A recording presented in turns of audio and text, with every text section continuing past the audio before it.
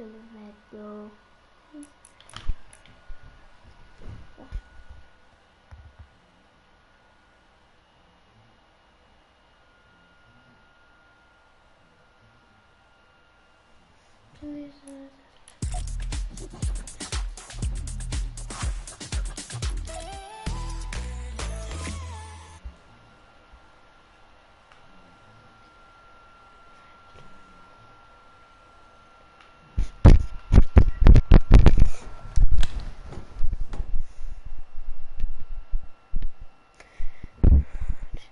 And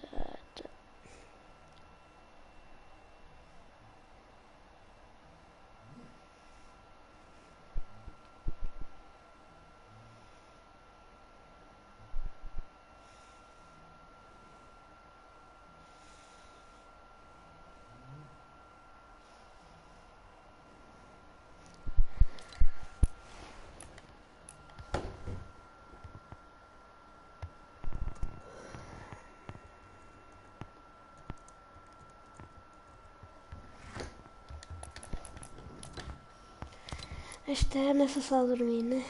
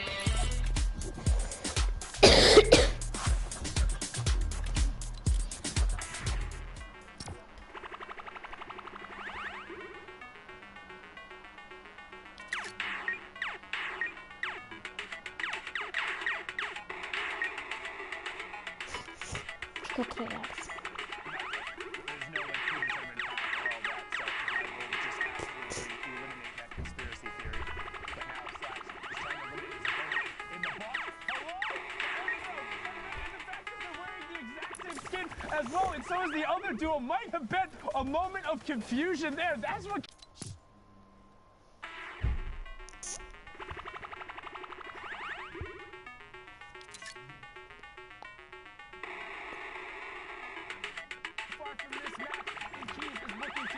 Everything they can. We've seen them, Zeke. They're at the top, and they keep it up.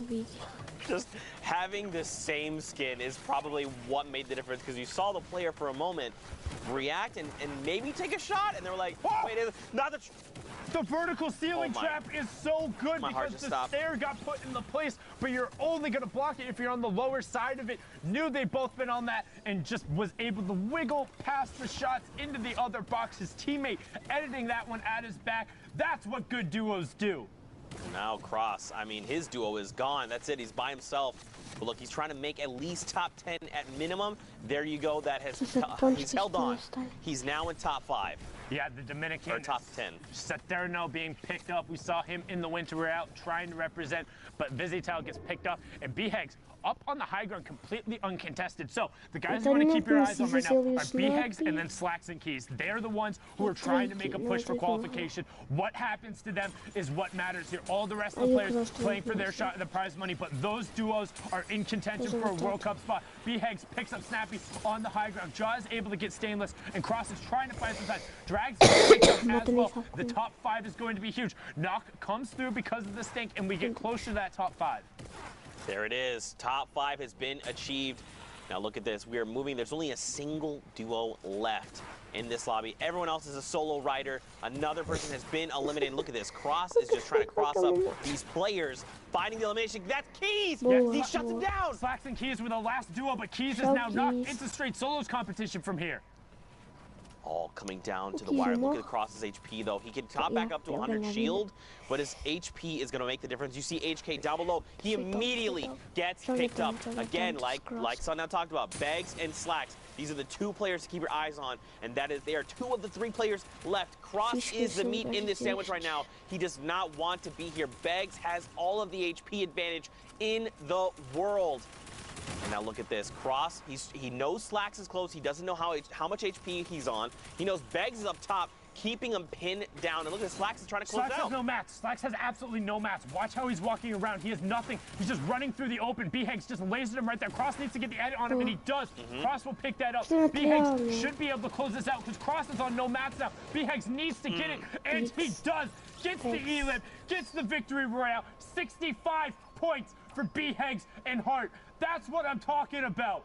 Keys and Slacks, those are the moments. Cross getting the elim and B-Hegs closing it out.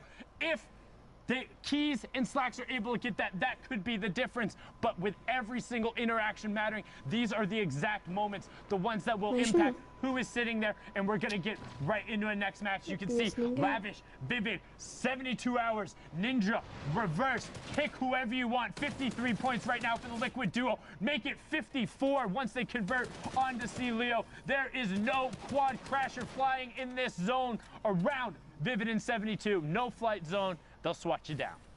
Man, look at where we are, man. Gus, it depends on where we go from here. The effective play space is going to get very funky very, very quickly. You can see, if you're looking in the bottom right, there's already some of that blue area. Remember, that's the edge of the mountain. So that space, you could build off the side of the mountain, but you don't want to be doing that. When in doubt, throw a grenade. Golden Boy is so proud. He got another one. That's a double for him. 5 eliminations. Now, the question is, can they loot goblin it? Can they get all of that? Because they saw other Splodes go to it. Bizzle had been pouring in Splodes. They want to get all of this because this is 3 teams worth of loot on the side of the zone. They have literally can open a whole, anything. Like, everything is wholesale. You want medkits, you want shields, you want ammo, you want mats.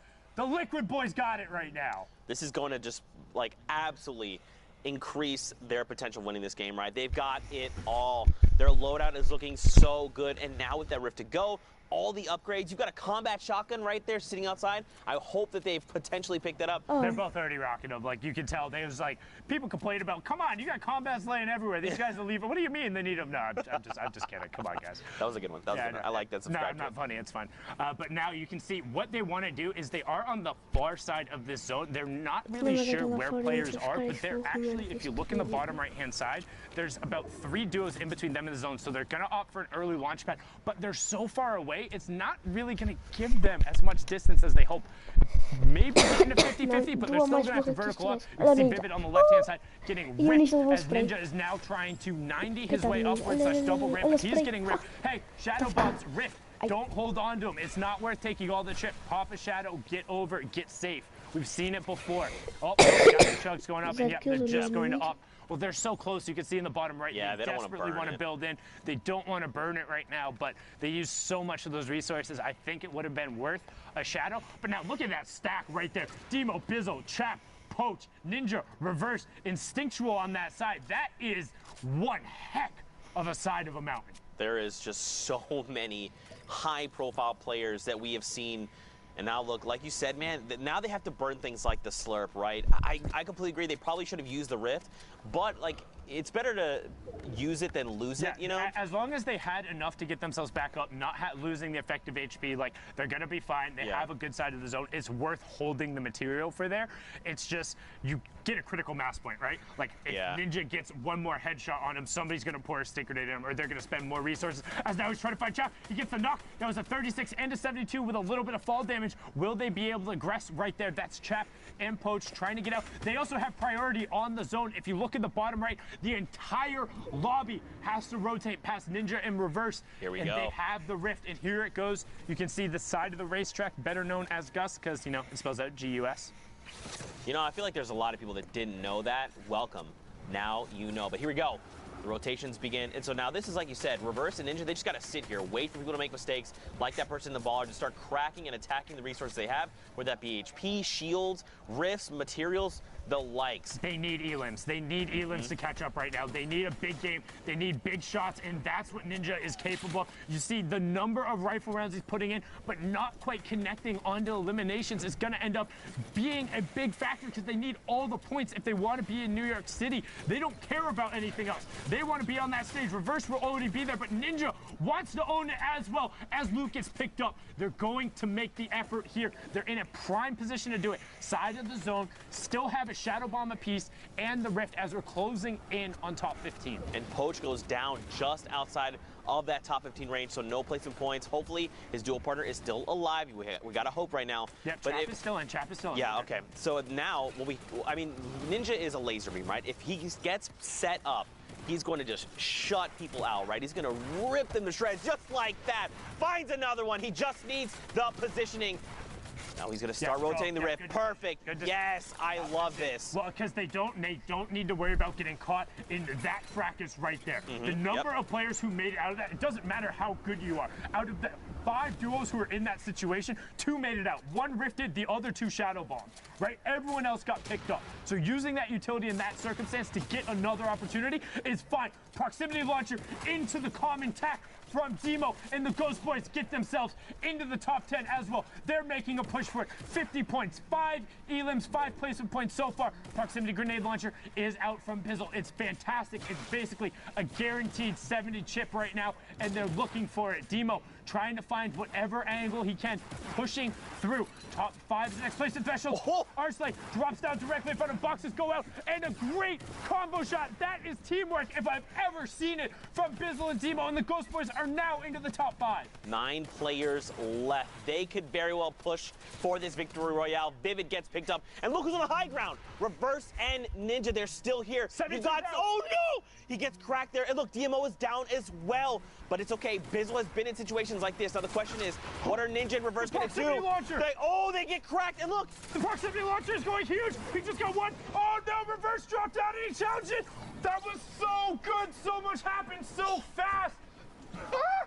Okay, so Bizzle was trying to put the proximity launchers up towards the high ground. He got 2 different 70 ticks, but they were on 2 separate targets. So Ninja just stayed up while Reverse dropped down. The pints came through, but they were able to close out. Just such a good finish out there from Reverse and Ninja, clawing their way back into contention. Let's throw it back in the studio to Bala, because I am way too excited right now. Hey, we're all excited, Sundown. What a crazy game. I mean, we already knew that 72 Hours and Vivid were in contention, but 2 more teams adding their names to the list of people who are fighting for that spot in New York. I'm joined by Shia. We're going to go ahead and get through some of the action that we just saw and break it down. Shia, what you got for me? Absolutely. We got a few plays here from different angles, multiple different things happening. Vivid on that desperation jump pad. Going to be looking over, looking down, seeing and placing his pivot spots on where he wants to look. Height kind of pressures him to go down, finds out that someone's not building, gets an easy sneak around. The timing is crucial here. He waits for other people to mat out so that individual has a certain sight line. The RPG by Cartier over here. He's going to not build, make sure the other enemies cannot connect up, then build up afterwards to make sure he maximizes on that fall damage, which is genius because then they have free height and can focus on the rest of the game. When this game starts progressing as well, we have a lot of shots coming off. Both duos looking at different angles of the entire map, but supporting when possible. Not too much tunnel visioning happening with the RPG either. Cartier is very dynamic in terms of switching towards his combat shotgun and helping out there as well. The RPG is only coming out once a lot of builds have actually developed in the actual server. A nice quick split there for Rockets to make sure the pressure is always on, and now using those free range RPGs, which is really, really dope. Gets a lot of damage on the rest of the server rather than pressure on everyone else that's over there as well. Finally getting that big pop off on Ninja. Right here, Slacks going in. This kind of enabled him to have the rest of his game available. He sneaks in with a shadow and stays right next to his enemies. You can see there his crosshair positioning kind of baits out one shot going for the finish, but then waiting for his enemy to peek through and getting a big elim off right there, making sure they have that box up. He's on point right here. Cross is going to start fighting BHEGS on height. BHEGS goes for a nice split here. We'll see it from the other angle. He builds up and kind of stays on a 50-50 spot, goes right, then gets that drop down on Cross, maximizing the time for the zone coming in and everything else in general as well near that end game. Yeah, so that's crazy, and that is actually going to lead Slacks and Keys up into that top spot with 74 points. But man, there are so many names here. I mean, this is literally a who's who. Shio, this list of names is crazy. Absolutely. BHEGS as well, who got that nice clinch at the end there as well, bumped them up all the way to 65 points over here. My bad, I was standing in the way there.